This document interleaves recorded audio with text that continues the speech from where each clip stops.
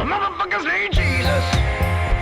I see Satan in your eyes. Well, I see you standing there in your fancy clothes. Don't you know that you're gonna die? You motherfuckers need Jesus.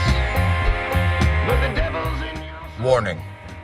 I chain smoke and I say fuck a lot. But I accept myself for the way I am. I accept you too. Viewer discretion advised. Are you a pothead, Farkar? No. What? From Bloomberg.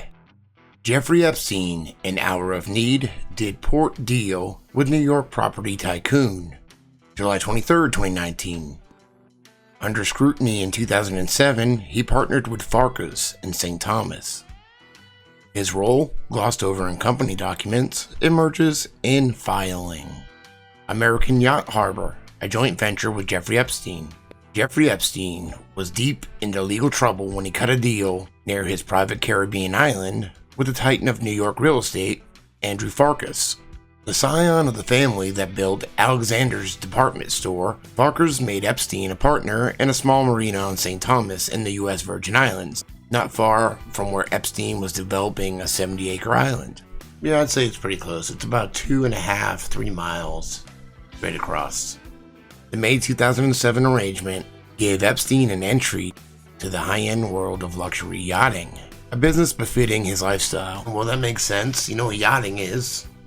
From the Urban Dictionary, yachting. Yachting is a term for Z to C-list celebrities who need money to supplement their incomes, and in order to keep up appearances, they'll go out on a yacht typically owned by a millionaire-billionaire and do what said millionaire-billionaire wants. Mostly sexual wants. So basically expensive prostitutes.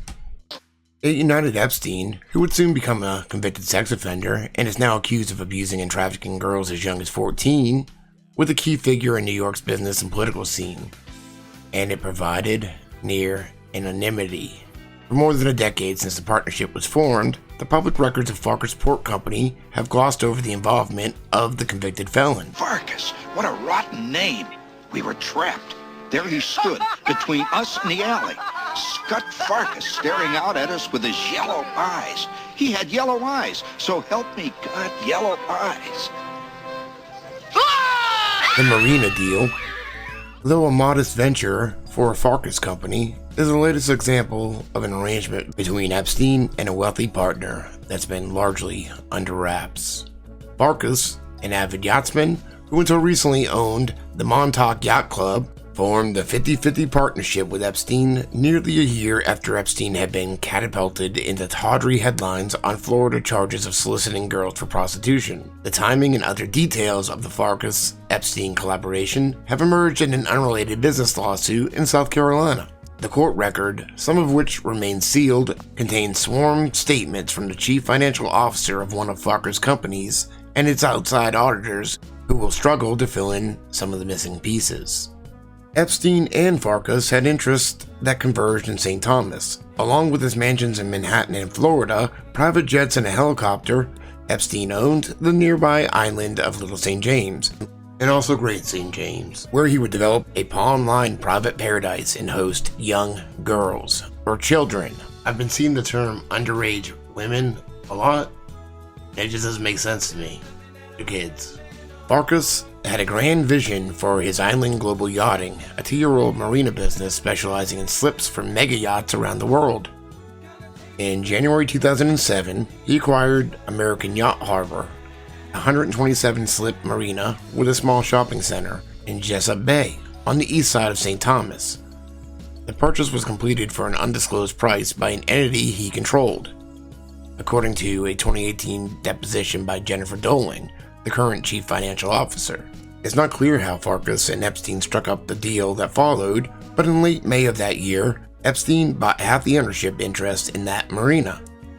Neither Doling nor the accountants knew what Epstein paid for his stake in the marina, according to their depositions. The Virgin Islands Daily News previously reported Epstein's ownership interest in American Yacht Harbor, which is listed in local incorporation papers. Though it is unclear when Epstein and Farkars first crossed paths, they have some social ties. Farkars, a Harvard graduate, is chairman of the Hasty Pudding Institute. Why does that remind me of Bill Cosby? a school social organization that has received tens of thousands of dollars in donations from charities connected to Epstein who did not finish college. An uncle of Andrew, a film and Broadway theater producer named Jonathan Farkars, was friends with Epstein for decades. Jonathan Farkars told the Daily Beast in 2011 that he had visited Epstein when he was under house arrest for underage solicitation. "The side I've been reading about is a side I don't know," he said. "Unless I've seen it, I don't focus on it." Hailing from a prominent real estate family, Andrew Farkars built a successful real estate business of his own, now known as Island Capital Group, which has also made forays into ports and into ventures in spots as far-flung as Dubai. He remains chairman and chief executive officer. Farkars' marina business, IGY, has blossomed. It encompasses some of the world's most glamorous locations, including Sardinia, Italy, Sète, France, the super yacht landing spot between Barcelona and St. Tropez, as well as 2 marinas on St. Thomas. Along the way, Farkars had a falling out with a minority investor in one of the St. Thomas marinas, a dispute whose legal filings provide a glimpse into his partnership with Epstein at the other St. Thomas port. The investor, Peter Morris, says he was tricked out of some money and has since filed a lawsuit in state court in Greenville, South Carolina. Though he's not suing Farkars, Morris says Farkars failed to honor an agreement that essentially promised him equity in any other St. Thomas marina if the company expanded there, as it did when Farkars purchased American Yacht Harbor. Given Epstein's conviction as a sex offender in 2008, it's not a surprise that his ownership stake was rarely discussed at IGY and appears to have been known by few. Company officials didn't use Epstein's name when releasing public information about the marina, referring to him instead as a passive investor, Doling and the accountants said in depositions. Epstein leases 3,200 square feet of office space there for his company, Southern Trust Company, which is identified in U.S. Virgin Islands filings as a DNA database and data mining company. I don't know about you guys, but to me that kind of sounds like organ harvesting. DNA mining? Epstein also rents 6 boat slips, used primarily by construction and maintenance crews shuttling from St. Thomas to Little St. James. Think they could have been used for transferring people? Home to Epstein's luxury compound. During some years, Epstein's company got a 20% discount on the rent from the Farkars joint venture, according to AYH documents.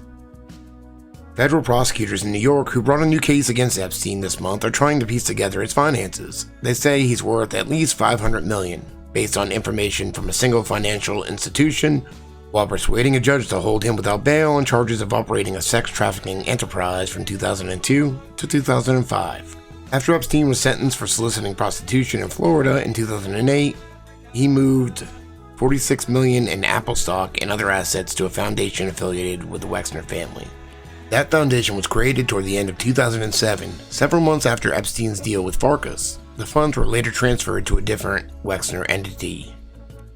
Andrew Farkars doesn't populate Epstein's social clippings. After a divorce in 2018, when his public outing with a then Harvard student made the gossip pages, he too has made some financial adjustments. So apparently his Harvard girlfriend is 22. She's young, a lot younger than him, but she's legal.